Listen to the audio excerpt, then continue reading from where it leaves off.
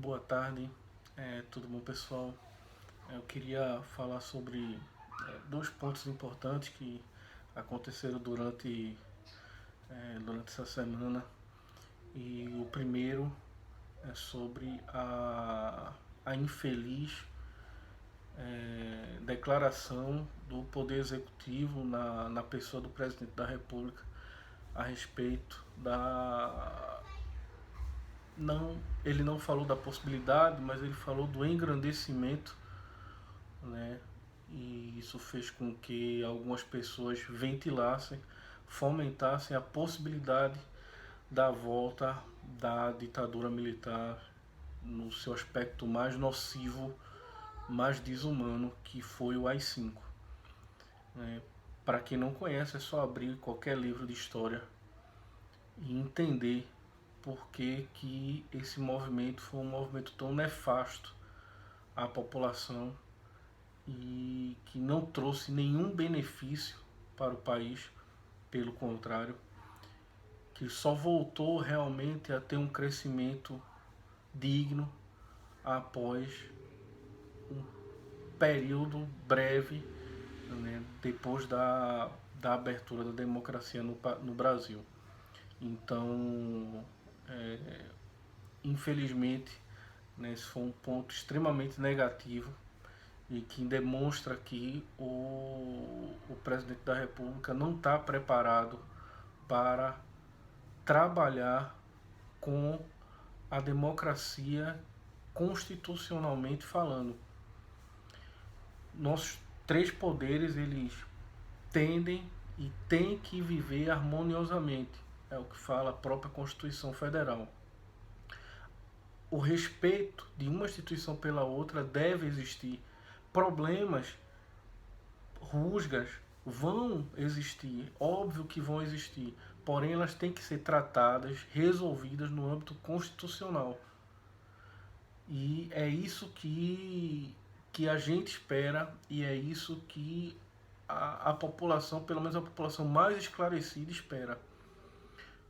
O Congresso Nacional, né, na pessoa dos seus presidentes, tanto Maia como Alcolumbre, tem desempenhado um papel importante, principalmente no que tange à municipalidade, e o presidente, em vez de apoiar essas significantes atuações, vem muitas vezes não respeitando e colocando a população contra essas instituições. O STF, poder máximo do judiciário brasileiro, ele tem e deve ser respeitado. A gente pode notar que quando o STF toma uma posição contrária a determinado partido, esse partido e os militantes desse partido vêm de encontro ao STF. Quando o STF toma uma posição que vai de encontro a outro partido, são os militantes desse outro partido que vêm de encontro ao STF. A opinião, ela deve ser respeitada, mas as decisões, principalmente as decisões da Suprema Corte, devem ser obedecidas. E ponto final. Esse é um primeiro ponto que eu queria falar aqui. O segundo é um exemplo prático do que infelizmente ainda está acontecendo no país. A gente tem uma situação de quarentena de meados de março, hoje 21 de abril, né, feriado de Tiradentes, e municípios ainda encontram-se à beira da falência porque não há um apoio da União Federal. E aí eu queria falar aqui não de municípios como Recife, como Jaboatão, como João Pessoa, como Campina Grande, municípios que até têm uma gordura para se sustentar. Eu estou falando aqui da grande maioria dos municípios do Brasil que mal tem dinheiro para pagar a sua folha, mal tem dinheiro para pagar as pessoas que trabalham na prefeitura. Esses municípios vêm sofrendo cada vez mais e não tem muitas vezes de onde tirar valores para poder ajustar a economia deles à situação pandêmica que existe no país. Eu vou só dar um exemplo aqui do município que eu trabalho, um município chamado Junco do Seridó, no sertão paraibano. Esse município recebeu apenas R$ 89 da União Federal no dia 11 de abril de 2020 para trabalhar a sua saúde. R$ 89, eu não estou falando de R$ 8.000, eu não estou falando de R$ 89.000. Ele recebeu R$ 89 da União Federal a fim de equipar a sua Secretaria de Saúde e trabalhar em prol da sua população. É um dos municípios paraibanos onde já aconteceu morte confirmada pelo coronavírus. Ou seja, não existe um respaldo da União Federal para com a maioria dos municípios brasileiros. Municípios esses que têm que se desdobrar para poder conseguir recursos necessários a sustentar a saúde de sua população. O que a gente espera é que a União Federal, junto com o Congresso Nacional e junto com o Supremo Tribunal Federal, o Superior Tribunal de Justiça, trabalhem unidos em prol da população. E não que eles venham com brigas ridículas, brigas sem sentido nenhum, fazendo com que a população mais carente sofra.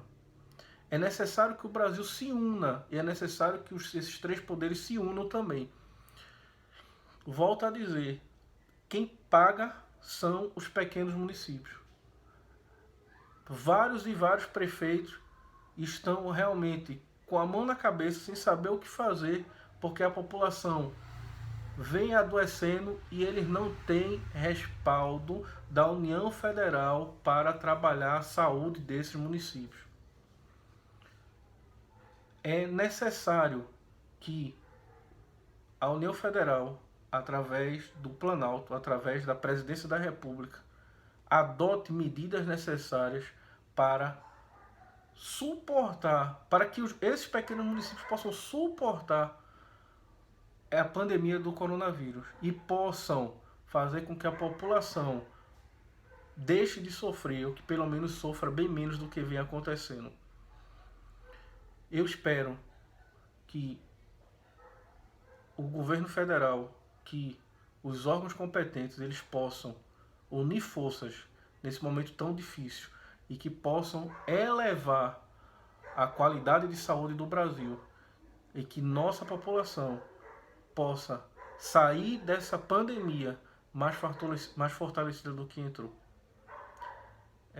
Era só um recado que eu queria deixar para vocês e que nós possamos pensar e possamos ver o que podemos fazer para melhorar a qualidade de vida daqueles que não têm a possibilidade de ter uma água encanada, a possibilidade de ter um saneamento básico na sua rua, daqueles municípios que sofrem porque a única forma financeira de custear a sua população é o FPM. O FPM que está sendo de 13% a 14% menor do que o de 2019 e uma pandemia à beira de sua porta. Era só isso que eu queria deixar para vocês. Uma boa tarde e nos vemos na próxima. Até mais. Tchau, tchau.